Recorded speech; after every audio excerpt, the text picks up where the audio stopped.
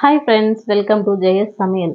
நம்ம சேனலில் இன்னைக்கு ஏபிசி மால்ட் எப்படி ஈஸியாக பண்ணுறதுன்னு பார்க்கலாம். இது பண்ணுறதுக்காக நான் இன்னைக்கு ஆப்பிள், கேரட், பீட்ரூட் எல்லாமே 1/2 kg அளவு எடுத்திருக்கேன். இது வந்து தண்ணியில் அலசிட்டு தோல் சீவி எடுத்துக்கலாம்.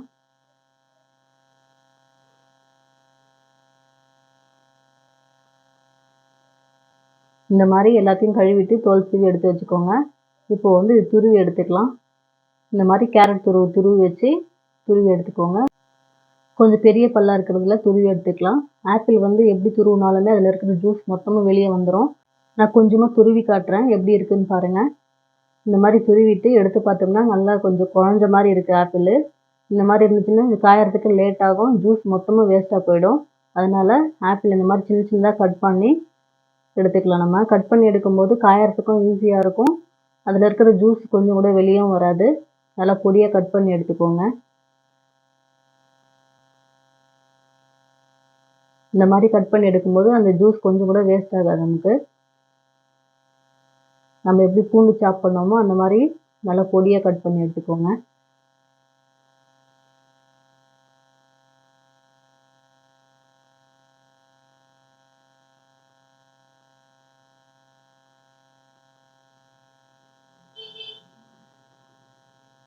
பாருங்க, இந்த மாதிரி நல்லா பொடியாக கட் பண்ணிங்கன்னா உங்களுக்கு சீக்கிரமாகவும் காஞ்சிரும். நமக்கு வந்து ஜூஸும் வேஸ்ட் ஆகாது. எல்லாமே கட் பண்ணி எடுத்தாச்சு, இது அப்படியே இருக்கட்டும். அடுத்து வந்து பீட்ரூட் துருவிக்கலாம். அதே மாதிரி கொஞ்சம் பெரிய பல்ல பார்த்து துருவிக்கோங்க. பீட்ரூட்லேயும் கொஞ்சம் அந்த ஜூஸ் எல்லாம் வெளியே வரும், இருந்தாலும் அந்த அளவுக்கு வராது. கொஞ்சம் பெருசாக துருவினீங்கன்னா உங்களுக்கு வந்து ஜூஸ் அதிகமாக வெளியே வராது, சீக்கிரமாகவே காஞ்சிரும். இந்த மாதிரி துருவி எடுத்துக்கோங்க. எல்லா பீட்ரூட்டையுமே அதே மாதிரி துருவி எடுத்துக்கலாம்.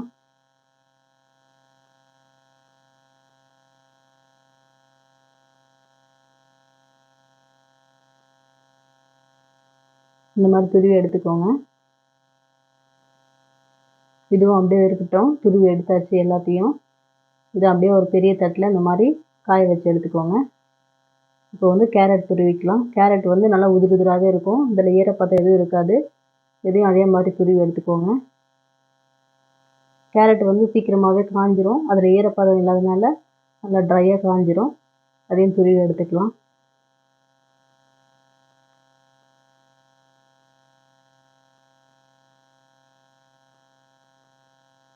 இதே மாதிரி எல்லாத்தையும் துருவி எடுத்துக்கோங்க. எல்லாமே துருவி எடுத்தாச்சு. இப்போ வந்து இது வெயிலில் காய வச்சுக்கலாம்.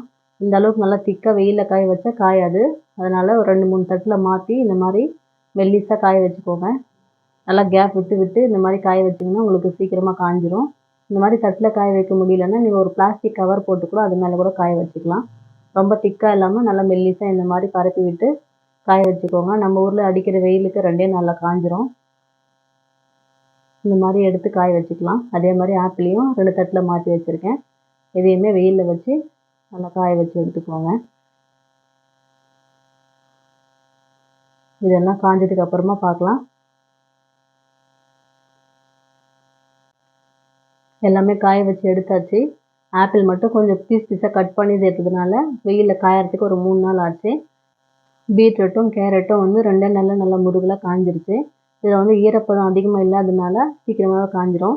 கேரட்டும் அதே மாதிரி தான், இதுவும் நல்லா கலகலன்னு காஞ்சிருச்சு. இதெல்லாம் அப்படியே இருக்கட்டும். இப்போ நான் வந்து இங்கே ஒரு 150 கிராம் அளவுக்கு பாதாம் எடுத்திருக்கேன். ஒரு 100 கிராமுக்கும் கொஞ்சம் கம்மியாக முந்திரி எடுத்திருக்கேன். நீங்கள் விருப்பப்பட்டால் இதில் பிஸ்தா, வால்நட் கூட சேர்த்துக்கலாம். இப்போ இந்த பாதாம் முந்திரியையும் லைட்டாக வந்து வறுத்து எடுத்துக்கலாம்.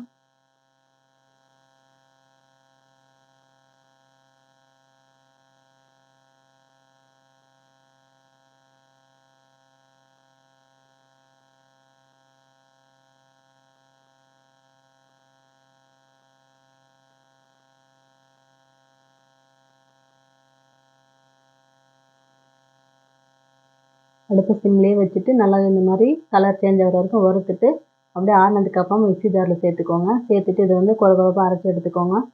இந்த மாதிரி அரைச்சிட்டு இது கூட நம்ம காய வச்சு வச்சுருந்த ஆப்பிள் சேர்த்துக்கலாம். சேர்த்து இதையும் அது கூட நல்லா பொடி பண்ணி எடுத்துக்கோங்க.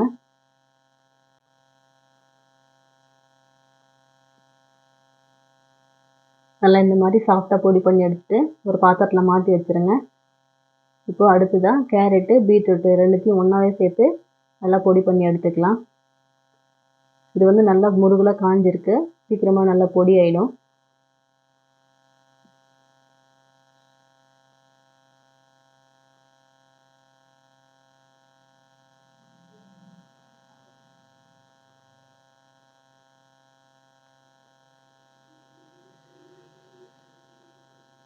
இதையும் அதே மாதிரி அரைச்சி எடுத்துகிட்டு இது மாதிரி ஒரு தட்டில் மாற்றி வச்சுக்கோங்க. இப்போது முதல்ல அரைச்ச ஆப்பிளையும் இந்த பீட்ரூட் கேரட் பவுடரையும் நல்லா ஒன்றா சேர்த்து மிக்ஸ் பண்ணிக்கலாம்.